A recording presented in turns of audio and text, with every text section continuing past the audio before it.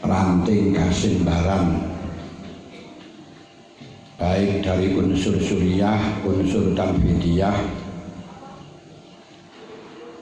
lembaga, lajnah, banom ingkang kawula hormati. Alhamdulillah setelah lama tak jumpa karena dipisahkan dengan Mbak Corona, malam ini kita berjumpa lagi. Mugi-mugi saged istiqomah, angsal ilmu sing manfaah, ati kula lan panjenengan gak gampang goyah dengan beberapa berita-berita hoax yang sengaja untuk ngorat-ngarit ajaran ahli sunnah wal jamaah, lebih-lebih dijauhkan dengan pemerintah. Ketika kula lan panjenengan nggak dimasuki ilmu ini, podo kalih seseorang nggak pernah diberi imun, nggak pernah diberi vitamin, sementara penyakit terus menyerang. Nah ini akhirnya suwe-suwe yo luntur, suwe-suwe yo KO. Oleh karenanya alhamdulillah dalu menika kula lan panjenengan ngaji bareng-bareng untuk memberi iman kula lan panjenengan. Iman kula lan panjenengan perlu dikasih imun biar iman kula lan panjenengan semakin kokoh, semakin kuat, semakin semangat, semakin meningkat. Mergo al imanu yazidu wa yanqusu. Hadirin hadirat ingkang kawula hormati. Monggo. Nggih. Sekalipun kula lan panjenengan dalam keadaan pandemi, sebagaimana instruksi saking pengurus Nahdlatul Ulama wilayah Jawa Timur, kegiatan-kegiatan tetap untuk diaktifkan kembali, hanya jangan sampai kita tidak menggunakan protokol kesehatan, termasuk jaga jarak sebagaimana yang kayak ngeten iki, ora usah napa namine jejer-jejer, rangkul-rangkulan, lalu salaman nggih. Lek tanggane dhewe pokoke ketemu nggak apa-apa, sing penting wisuh dhisik. Wisuh ora usah kudu dengan hand center, apa? Cukup dengan apa itu namanya air sabun pun cukup. Sing sakit nggak perlu datang, sing sakit pilek nggak perlu datang. Lah mangke lek sing pilek kula ya kula mboten dugi. Lah ngoten lan jenenge pilek ora lek kula nggih mboten dugi ngoten. Alasannya apa pilek?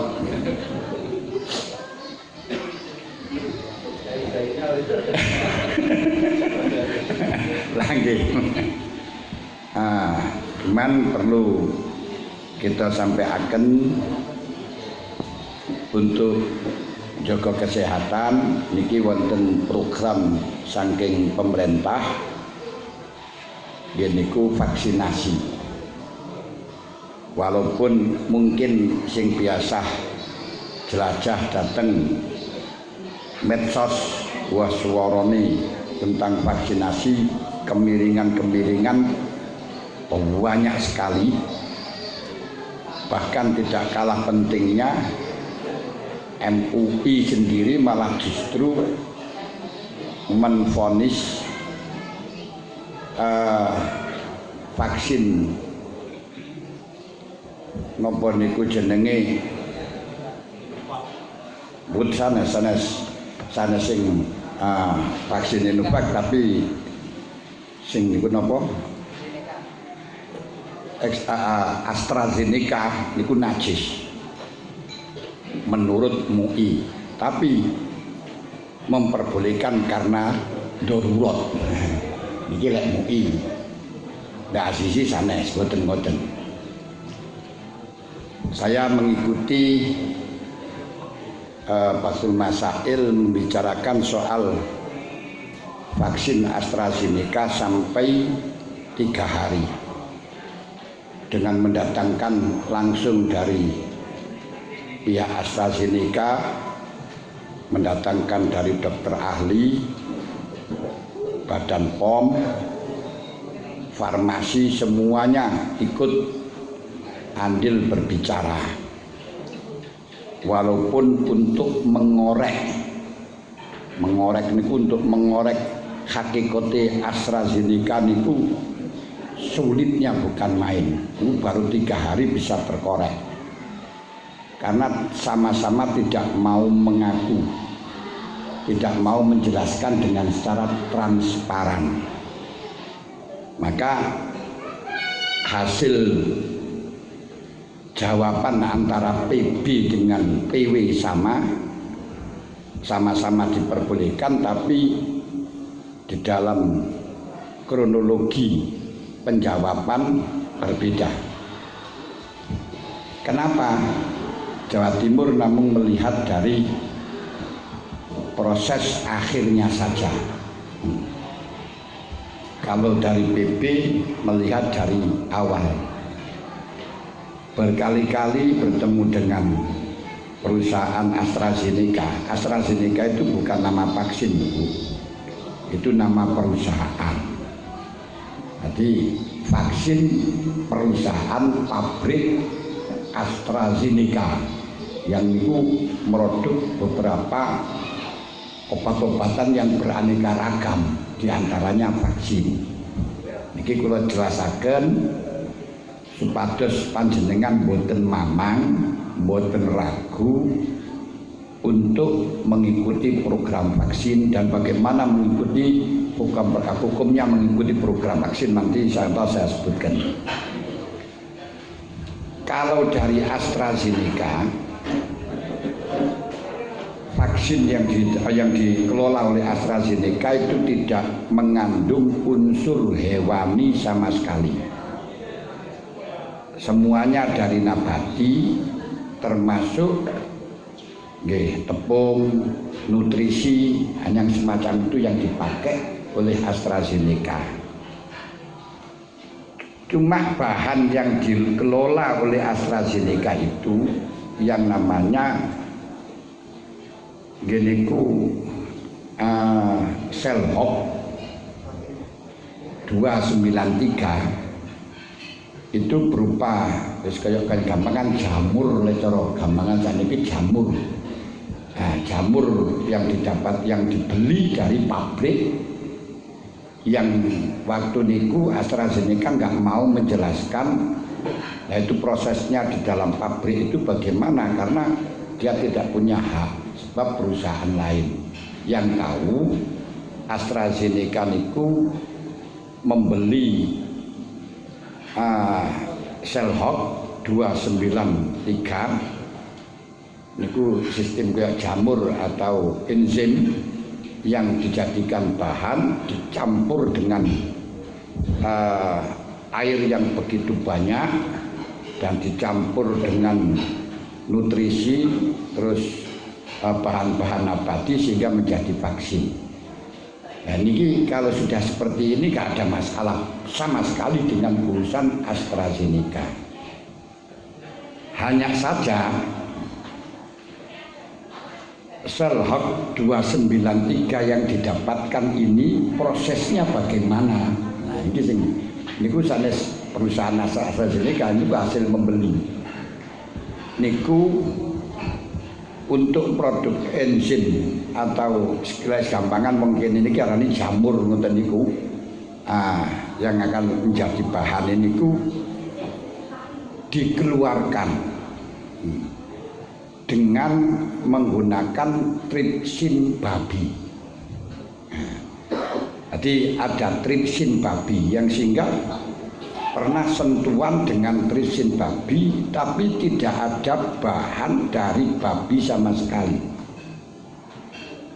Niku namun sekedar untuk wadah, mengeluarkan dari inang, dari wadahnya untuk mengembangbiakkan, itu menggunakan tripsin babi. Gampangane jamur di dalam produk jamur niki biar berkembang biak dengan menggunakan tripsin itu model kaya pankreas babi akhirnya bisa berkembang. Nah, tapi hanya lewat kontrol, tidak termasuk kecampuran sama sekali, enggak, cuma pernah bersentuhan. Kenapa? Karena memang satu-satunya jalan untuk memproduk itu menggunakan tripsin itu. Nah, apakah ini najis? Nah, ini yang menjadi permasalahan. Cara mazhab MUI najis. Nah, kenapa kok najis? Karena pernah bersentuhan dengan tripsin ini. Tapi PBNU memutuskan, terus saya tegaskan tidak najis. Kenapa? Karena tripsin babi yang digunakan untuk campuran, untuk memproses sel HEK 293 itu dalam rangka untuk islah. Barang najis yang digunakan proses untuk islah itu untuk maslahah, ini dimakfu, gak masalah. Dalile kata termasuk di lek hukum ten fikih niku dipadaaken kalian khomer ketika dicampur panganan dalam rangka untuk pengawetan. Ini tidak masalah. Khomer dicampur lengo wangi, sampai lengo wangi semanjenan pakai kabeh ku ngandung alkohol. Kalau tidak gunakan alkohol gak ada baunya, gak awet. Nah, untuk mengawetkan campur alkohol itu cara fikih halal, itu boleh. Dalile wonten Fathul Jawad Ibnu Imat diaturaken wa khamratun ujinat bin nada jaza biha tabkhiru saubi fi raudatihi. Wa khamratun ujinat bin nada, khomer sing diadoni, dicampur kali lengo wangi, terus dikene pakaian jaza tabkhiru biha saubi li raudatihi, kenging kita gunakan tabkhir mangen-mangen. Mangen-mangennya wong Arab itu pakai bukhor, pakai anu niku lho napa namine ya bukhor niku keluk nika. Nah, dupo untuk pakaian gak apa-apa, sebagaimana keterangan Imam Nawawi wonten kitab Raudhah. Lah, hukum diperbolehkan niku termasuk ten fikih malih diperbolehkan dondomi sepatu dengan bulu babi. Nah, dan kalau mboten najis pun makfu, mboten masalah, walaupun dengan dikasih kena air berarti basah nggak masalah. Niku lek zaman biyen sepatu terus carane jahit sepatu niku dijahit kali bulu babi. Niku kenging diperbolehkan. Kenapa? Karena qadrul islah. Kemudian dalilnya termasuk Kanjeng Nabi mendapatkan jubnun. Jubnun itu keju, di mana keju niku dari negara Syam yang di sana tercampur dengan infaqatil khinjir. Infaqah niku jeroane khinjir sing cempe. Nah, babi sing cempe niku kenging digunakan untuk ngambil enzim untuk bahan pengawetan jubnen ini keju campur karo niku. Kanjeng Nabi fa'akala malam yas'al zalik dahur mboten tekok. Dan waktu itu Sidina Umar juga pernah mengatakan hati minal maita ya Rasul niki saking batang kul wis panganan enggak apa-apa. Walaupun itu dari batang enggak masalah. Kenapa? Karena memang digunakan dalam rangka qadrul islah untuk maslahah itu makfu. Sehingga kalau sudah dimakfu yang semacam itu diperbolehkan baik dalam keadaan darurat atau dalam keadaan ikhtiar. Nah, jadi bedanya dengan itu. Tadi keputusan PBNU, aku panjenengan kepingin jelas terusnya delok tekoon di Mbah Gogel zaman ketik LBM PBNU AstraZeneca ngoten pun medal. Saya ikut tanggung jawab karena saya juga ikut tanda tangan. Malah saya ngotot sing kerjaan niku ngoten iki kan kerumusan ngono sarana apa-apa saya tanggung jawab ngoten. Jadi gak apa-apa niku. Jadi halal diperbolehkan baik dalam keadaan darurat dan dalam keadaan tidak darurat berarti normal. Beda kali rumusane MUI. Saya enggak ikut campur dalam masalah manhajnya bagaimana, mboten ngerti MUI dan MUI di Blitar vakum, enggak ada MUI di Blitar. Nah, mboten kula ceritakan tapi yang jelas dan Blitar sementara ini enggak ada MUI. Karena fi syai'un ada sesuatu. Nah, tengriku nek cara MUI krana mantun bersentuhan dengan tripsin itu najis. Nah, lek dalam benar bersentuhan tapi tujuannya kemaslahatan, bukan mencampuri, ndak, tapi hanya karena produknya harus menggunakan itu. Itu untuk kemaslahatan dimaafkan, tidak apa-apa, berarti halal baik darurat utawa ora. Lek saka MUI boleh karena darurat, sehingga ketika tidak darurat tidak diperbolehkan. Lho kok beda? Sudah biasa, hukum beda niku mboten masalah. Pemane masalah furu'iyah. Zaman sahabat itu sudah biasa, zaman tabi'in sudah biasa. Sahabat Umar, sahabat Abu Bakar niku berbeda di dalam masalah hukum biasa.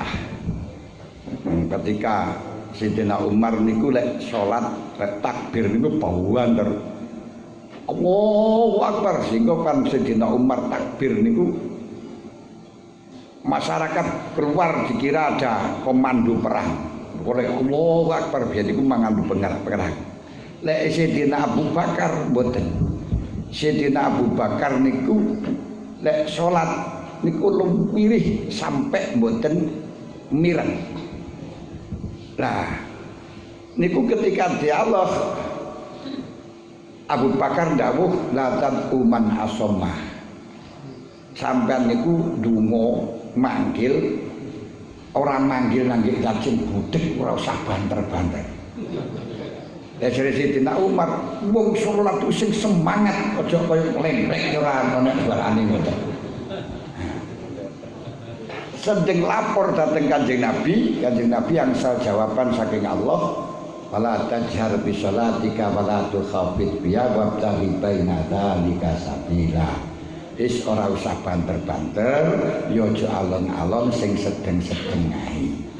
Nanti sekira awake dhewe krungu kalau memang sholat sendiri dan makmume krungu lek sholat jamaah. Iku gara-gara geger antarane Sayyidina Umar dengan Abu Bakar, tapi saling menghormati.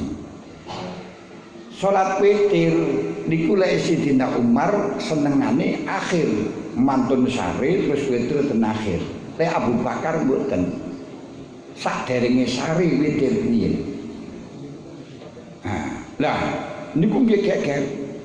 Setelahnya tanglet dateng Kanjeng Nabi jawab Abu Bakar iku wong ikhtiyat, wong ngati-ngati. khawatir mengko gak keduman waktu mbok sampai keturun lebih baik witir dhisik ngoten. Daripada turu dhisik. Lek Sayyidina Umar itu iktimat alal kuwati. Tetanggenan ing ngatasi kekuatane. Karena tetanggenan ing ngatasi kekuatane wis jelas aku tangi ngoten. Lha mergo apa? Sayyidina Umar niku satu-satunya sahabat yang setan mawon wedi. Idza salakal Umar fajjan salaka setan fajjan ghaira. Kapan-kapan Sayyidina Umar melangkah satu laan wonten suatu jalan, setan melayu nangge jalan liya. Moh papasan karo Sayyidina Umar niku wedi. Lah kaya kula lan panjenengan yo ora wedi malah justru awake sing wedi karo setan. Sayyidina Umar setan niku wedi. Lah kenapa kok wedi? Mergo mboten nggawa panganane setan. Niku masalahe teng niku mboten nggawa panganane setan Sayyidina Umar. Niku zaman sahabat sudah terjadi perbedaan pendapat yang semacam niku. Dan perbedaan yang sangat ekstrem sekali. Niku yang dilakukan oleh Ammar bin Yasir. Sampai ketika Ammar bin Yasir niku ditangkap oleh orang kafir, akhirnya diperintahno sujud dhateng berhala. Ia lakukan. Dilakoni. Kenapa? Karena melihat ayahnya sudah dibunuh dan dimutilasi, kalau dia tidak melaksanakan akan dibunuh dan dimutilasi. Wah, sawise ngoten geger sahabat menyayangkan sikap dari Ammar bin Yasir, ternyata kok malah gelem nyembah berhala, sujud nang berhala, mengorbankan agama demi nyawa. Mestinya orang itu mengorbankan nyawa demi agama. Tapi kali Kanjeng Nabi langsung Kanjeng Nabi dapat bel kalau Gusti Allah, illa man ukriya wa qalbuhu mutmainnun bil iman. Cuman ini kejaba wong sing apa niku sing wong murtad niku tidak diterima dosane akan gak disepuro, kejaba orang-orang yang memang terpaksa tapi hati ini tetap iman. Loh, niki enake zaman Kanjeng Nabi begitu geger napa mawon langsung ada bel, langsung jelas. Nah niku. Lah zaman Imam Syafi'i niku kalih Imam Abu Hanifah kalih Imam Malik nggih beda. Cara Imam Syafi'i subuh niku kesunatan kunut, tapi lek cara Hanafi mboten kesunatan kunut. Nah, sing enten kunut niku kunut nazilah. Lah kunut nazilah niku lek Imam Syafi'i sakderenge sak badane rukuk, lah lek Abu Hanifah sakderenge rukuk. Tapi saling menghargai, saling menghormati, enggak seperti sekarang. Akhirnya ketika Imam Syafi'i ziarah datang kuburanipun Abu Hanifah teng mriko mukim selama 7 dina niku mboten kunut subuh. Makanya kalau kita betul-betul mikir bahwa orang membuat narasi bahwa maca Quran niku mboten dugi, jarine pendapatnya Imam Syafi'i sangat keliru. Imam Syafi'i wonten makom Abu Hanifah membaca Quran dikhususkan untuk Abu Hanifah. Niki berarti Imam Syafi'i ngirim wong mati yo karo maca Quran.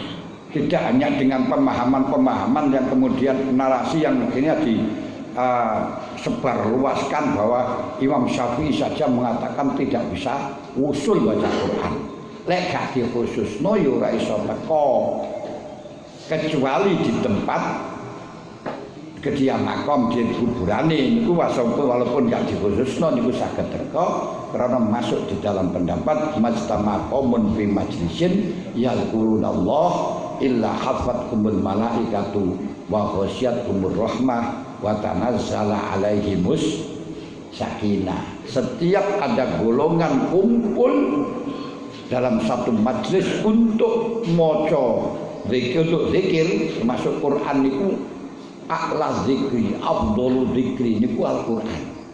Karena panjenengan maca Quran walaupun ora hafal, walaupun enggak paham maknane wis oleh ganjaran. Mergo Quran niku al-muta'abbad bitilawati, macane tok wis oleh wis ibadah. Ngoten. Lah teng niku Imam Syafi'i maca Quran selama 7 dina, setiap khatam dikhususkan dan diajarkan dari Imam Syafi'i. Setiap kali datang Abu Hanifah, setiap khatam dikhususkan datang Abu Hanifah. Selama wonten makome Abu Hanifah, beliau mboten kunut 7 dina. Lalu ditangleti kali santri ini, panjenengan kok teng mriku mboten kunut napa Kyai? Aku ra kunut nang kono menghormati kalih Abu Hanifah. Gawe tata krama karo Abu Hanifah. Ini ngamalaken muraatul adab muqaddamun alat ta'ah. Walaupun kunut ini merupakan ta'ah, menurut Imam Syafi'i itu merupakan kesunatan, tapi beliau meninggalkan kesunatan dalam rangka untuk tata krama menghormati kepada Abu Hanifah. Mulane njaga tata krama lebih diprioritaskan daripada nglakoni kesunatan. Kayak mlaku ngodhok niku makruh. Tapi ketika kita menghormati kepada orang alim niku kesunatan kaya ngoten. Ora krana mlaku kodhoke tapi krana menghormati niku menunjukkan kita rendah di hadapan dia. Niki diprioritaskan.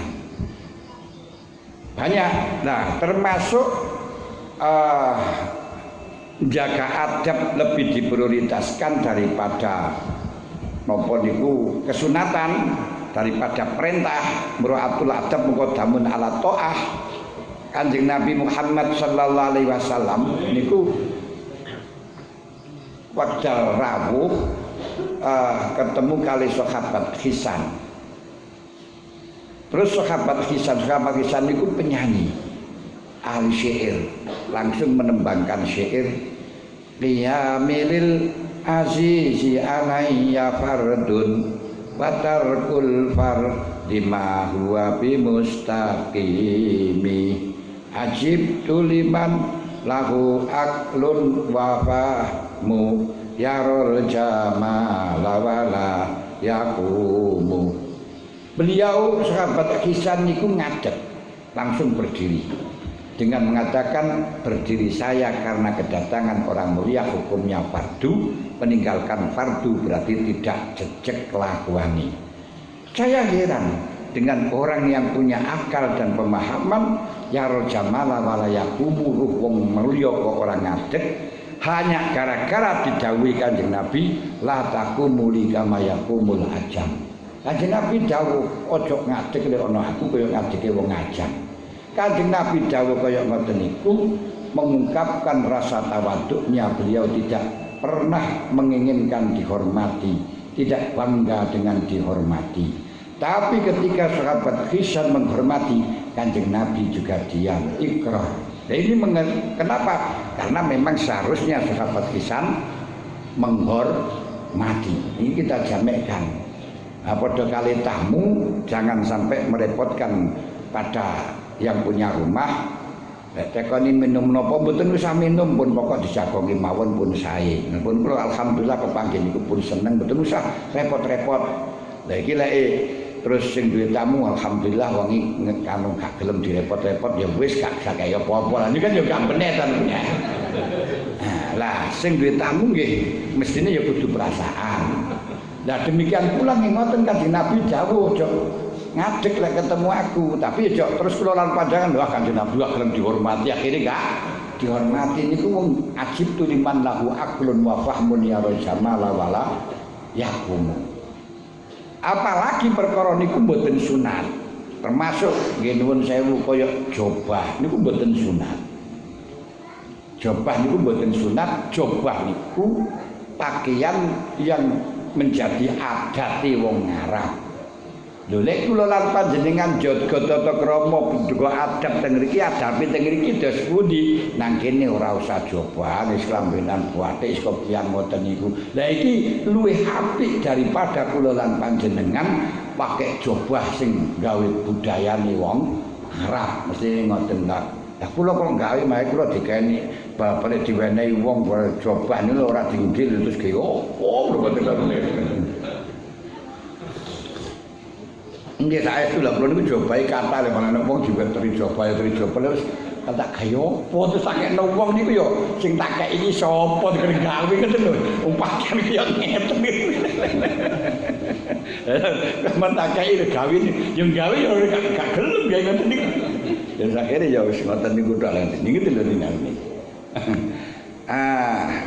Di muraatul adab niku termasuk kita menjaga budaya tradisi yang berlaku di masyarakat niku termasuk adab. Karena adab niku tata cara.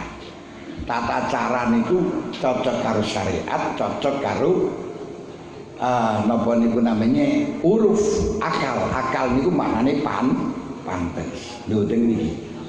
Jadi perbedaan pendapat niku mulai biyen. Aku seperti Imam Ibnu Hajar, Imam Rombeli. Masalah wong mati niku mawon. Lek cara Ibnu Hajar baik sing mati lanang sing mati wedok sirahe dekek lor, ora usah dekek kidul-kidulan.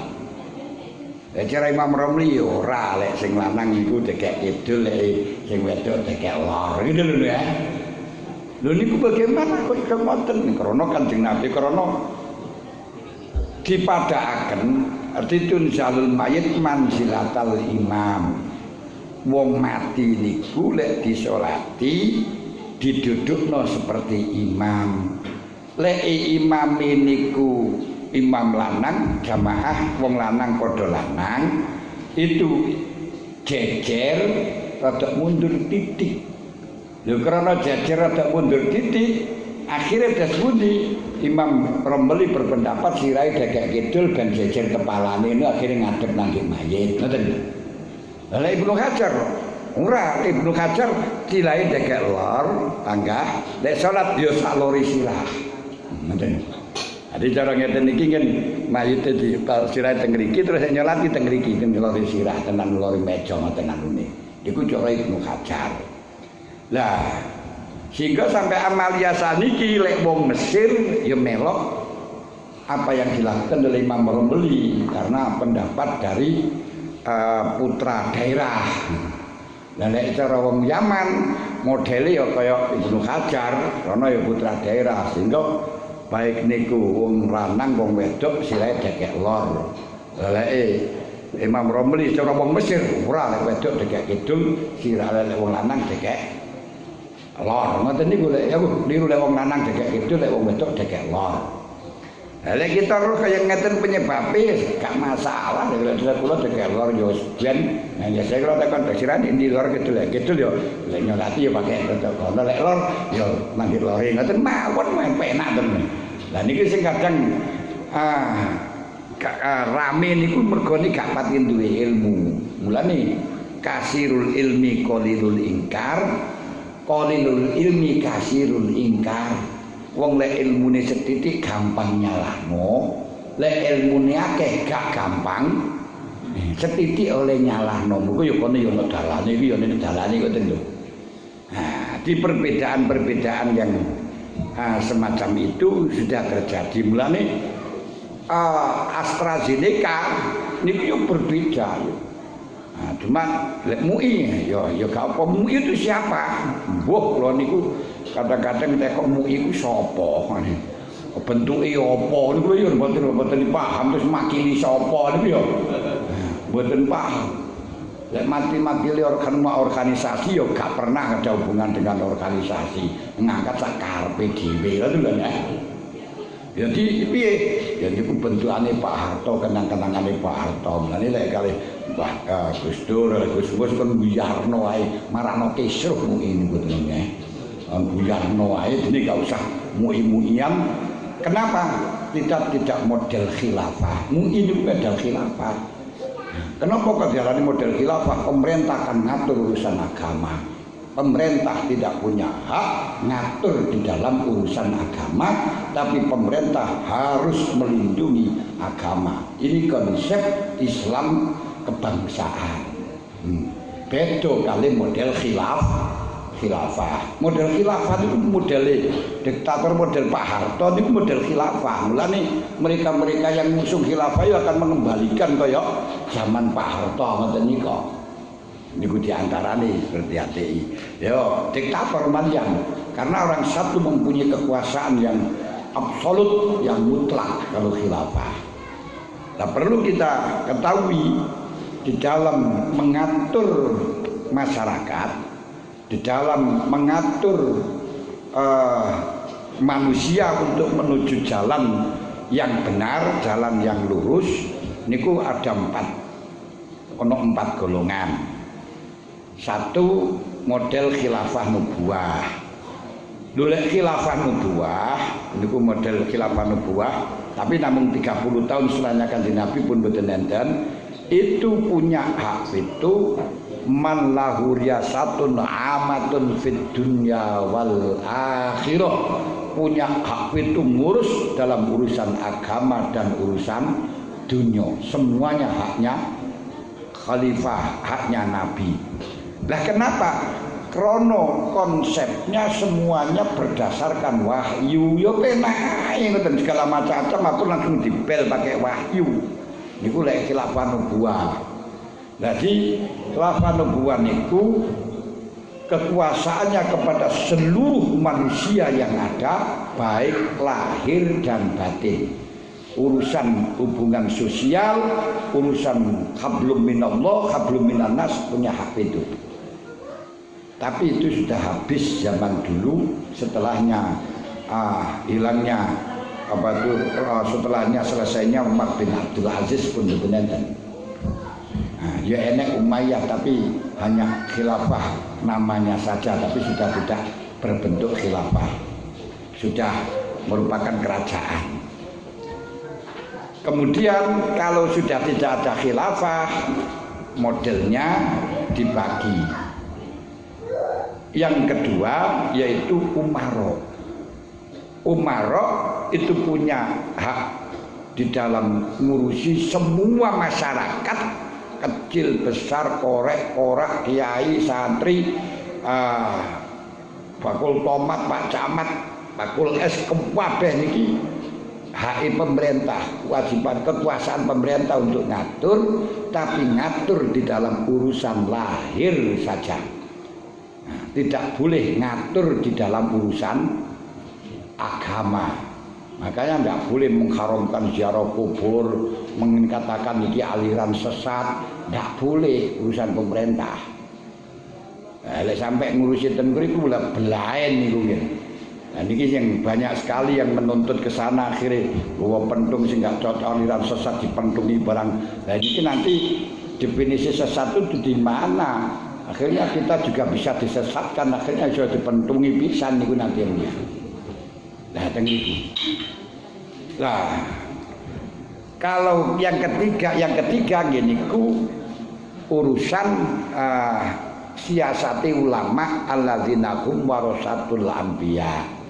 Ulama tidak punya kekuasaan menyeluruh kepada manusia, hanya kepada orang-orang tertentu khusus sing gelem ae, ora oleh maksaan karena enggak punya otoriter, enggak punya dok ilzam wajibkan, enggak bisa.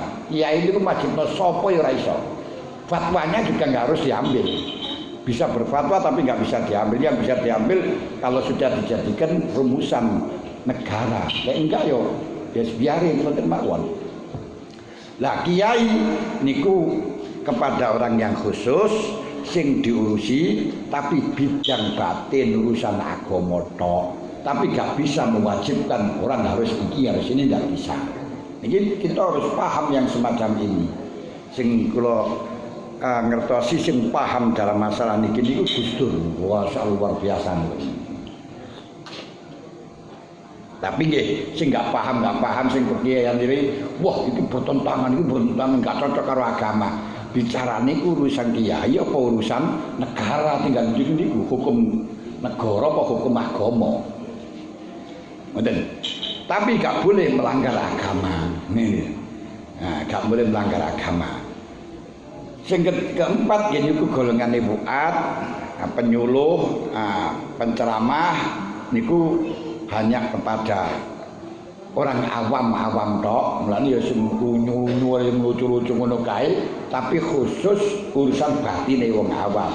Lah ini kadang-kadang nek wong khusus dijak ngaji kaya ngoten iki malah dadi butak, malah gak karu-karuan liyane kendali. Nah, kembali kepada urusan wajib pemerintah. Pemerintah niki mengatur dalam hal sing hubungan sosial sing menjadi kemaslahatan amah. Ini tugasnya pemerintah ketika diwajibkan oleh pemerintah yang asalnya nggak wajib, kalau itu kemaslahatan amah menjadi wajib. Makanya vaksin walaupun toh asalnya nggak wajib, kalau terus diwajibkan oleh pemerintah akhirnya jadi wajib karena demi kemaslahatan kemaslahatan umum. Karena macam tugasnya pemerintah dalam ngurusi dalam masalah umum. Karena niku Gusti Allah ndawaken atiullah wa atiur rasul wa ulil amri minkum.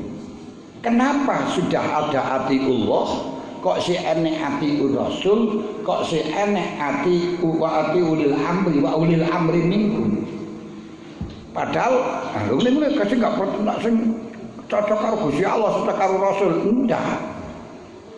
Ya mesti gak melanggar karo Rasul. Ini menunjukkan atiullah, taatun Gusti Allah, yaitu yang disebutkan di dalam Al-Qur'an. Apa yang ada di dalam Al-Qur'an, yang tidak ada di dalam Al-Qur'an, masih ada beberapa perintah-perintah yang disampaikan oleh Rasulil. Makanya dikai wa atiur Rasul. Dalam Al-Qur'an enggak pernah merintahno salat witir, enggak enek salat duha, enggak enek. Tapi di dalam hadis ono diperintahno salat witir, diperintahno salat duha. Ini bagian dari wa atiur Rasul. Terus wa ulil amri minkum, didhawuhna wa ulil amri minkum niki berarti ada yang tidak diperintahkan Allah, tidak diperintahkan Rasul, tapi diperintahkan oleh pemerintah. Ini juga harus ditaati. Betul? Harus ditaati. Bahkan andai kata yang diperintahkan itu hal yang haram, tapi kemaslahatan amah, ini harus taat zahiran. Taat zahiran bagaimana? Umpama gak melanggar itu tidak ada urusan di dalam hukum akhirat, tapi wajib taat zahiran. Kalau ternyata nggak taat, bisa pemerintah menindak, menghukum dan lain sebagainya, itu bisa. Niki perlu kula lan panjenengan pahami di dalam masalah tengriki. Nah, untuk urusan vaksin iki tadawi yang modelnya kimia, hukumnya enggak wajib asline, karena tidak ada tadawi niku sing wajib enggak enek. Kenapa kok tadawi enggak wajib? Beda kalih tiyang sing enggak makan, lek mangan niku hukumnya wajib. Kalau kita enggak makan mati, niku mergo tahakuk nyoto, mulane hukumnya wajib. Tapi lek tadawi berobat niku mboten wonten sing wajib. Kenapa? Karena hasilnya ndak tahakuk, hasilnya gak nyoto, ngoten lho. Nah, karena gak nyoto itu malah gak wajib. Tapi ketika diwajibkan oleh pemerintah malah jadine wajib. Wong kula nggih pun vaksin kok. Kula pun ping kalih vaksin pian balan-pian. Dadi mboten usah panjenengan terus mamang, terus waduh ini kono kae jarene lek divaksin itu nanti akan dimonitori, akan diremot. Kemanapun kita akan diketahui. Sopo sing ngaten kuwi apa ya iso ngoten lho.